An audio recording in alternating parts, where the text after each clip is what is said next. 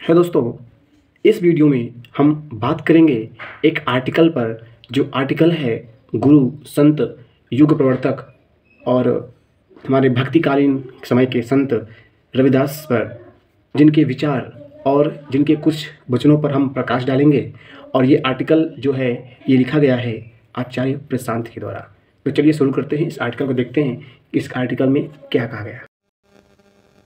Hello दोस्तों, तो जो ये आर्टिकल है संत रविदास पर, आप लोगों को मालूम होगा कि संत रविदास भक्ति कालीन के संतों में माने जाते हैं।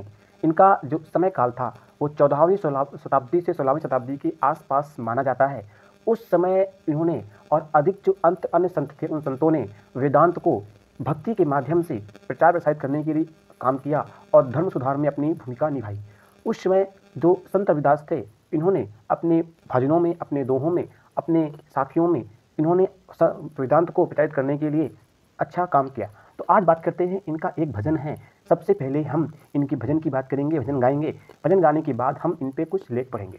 तो भजन गाते हैं। तो प्रभु जी तुम चंदन हम पानी, प्रभु जी तुम चंदन हम,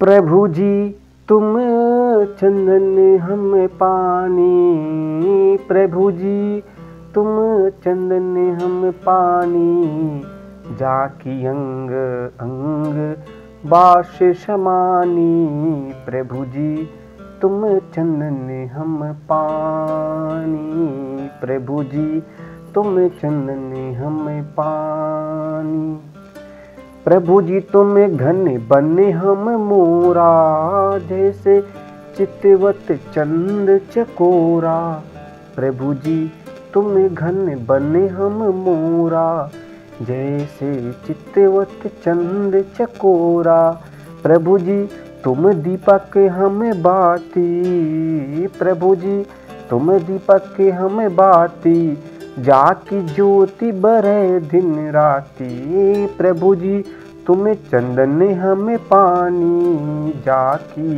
अंग अंग बाश समानी, प्रभु जी तुम मोती हम धागा, जैसे सो नहीं मिलत अभा सुहागा, प्रभु जी तुम मोती हम धागा, जैसे सो नहीं मिलत सुहागा, प्रभु जी तुम स्वामी हम दासा, ऐसे भक्ति करे रे दासा, प्रभु जी तुम स्वामी हम दासा, ऐसी भक्ति करे रे दासा, प्रभु जी तुम चंदन हम पानी, जाकी अंग अंग बाश समानी, मेरी संगति पहुँच सोच दिन राती, मेरा कुल कर्म कुटिलता जन्म कुंभाती। तो ये भजन था हमारे संत रविदास का, जिसको मैंने पढ़ा। इनको रविदास कहते हैं और रैदास भी कहते हैं। तो अब क्या यह अजीब नहीं है? संतों और गुरुओं ने एक और स्वयं को आत्मा से अविभाज्य बताया, वहीं दूसरी ओर उन्होंने स्वयं को अज्ञानी, मूढ़, अधीर, दुर्भाग्यशाली और तुच्छ भी कहा है। अब उनके जीवन इतने पवित्र हैं कि उनके जैसा भाग्यशाली, श्रेष्ठ और ज्ञानी कोई दूसरा नहीं। फिर भी वे स्वयं को इस तरह से क्यों संबोधित करते हैं? ऐसा क्यों? वे संत हैं इसलिए वे जानते हैं कि मनुष्य दो स्तरों पर जीता है। एक और मनुष्य वह पवित्र उत्कंठा है जो परम में विलीन होने के लिए झटपटाती है। दूसरी ओर वो केवल शरीर और मन की पूर्ववर्ती वृत्तियों से बंधा हुआ एक पूरी तरह से संस्कारित जीव है।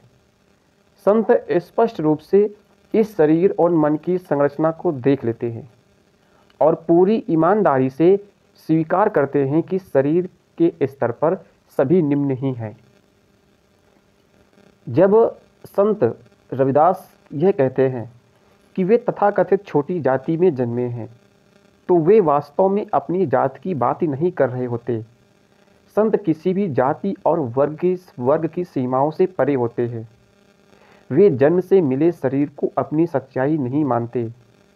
जब वे जन्म को तुच्छ कहते हैं तो वे समस्त मानव जाति की शारीरिक स्थिति का वर्णन कर रहे होते हैं।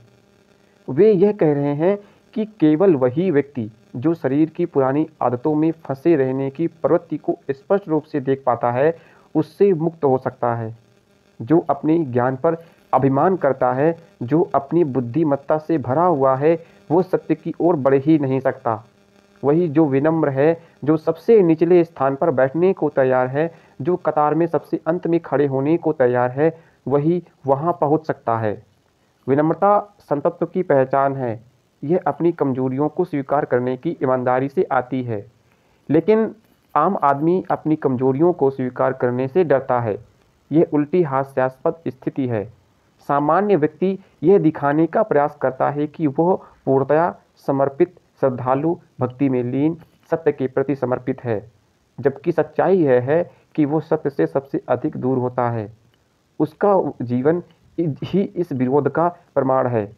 एक ऐसा जीवन जो सीमाओं, भय, लालच और व्यवस्थाओं से घिरा हुआ है। जो वास्तव में सत्य का विरोधी होता है, वही अपनी ऊंची आवाज़ में घोषणा करता है, अपने लिए भी और दूसरों के लिए भी, वह परम भक्त है, पूरी तरह समर्पित है। इसके विपरीत जो वास्तव में समर्पित होता है, वह स्पष्ट रूप से देखता है कि उसके भीतर कितनी शक्तियाँ उसके अपने ही शरीर और मन के रूप में सत्य के विरोध में खड़ी हैं।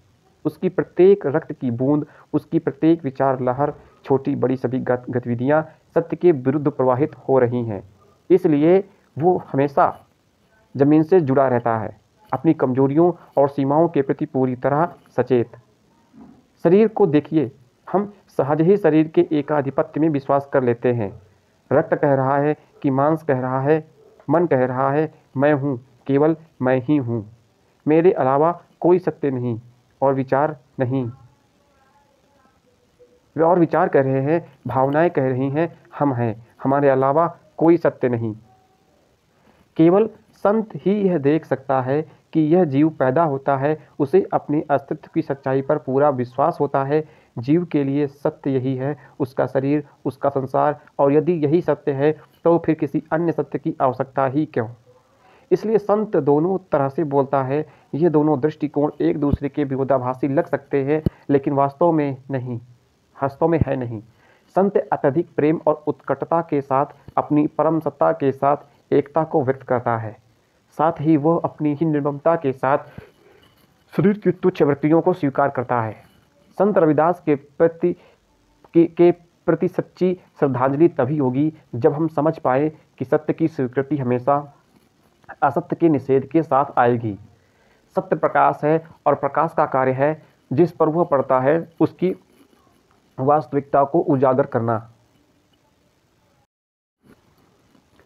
कोई भी आध्यात्मिक प्रगति तब तक संभव नहीं है जब तक व्यक्ति अपनी झूठी धारणाओं और सीमाओं को ईमानदारी से स्वीकार न कर ले।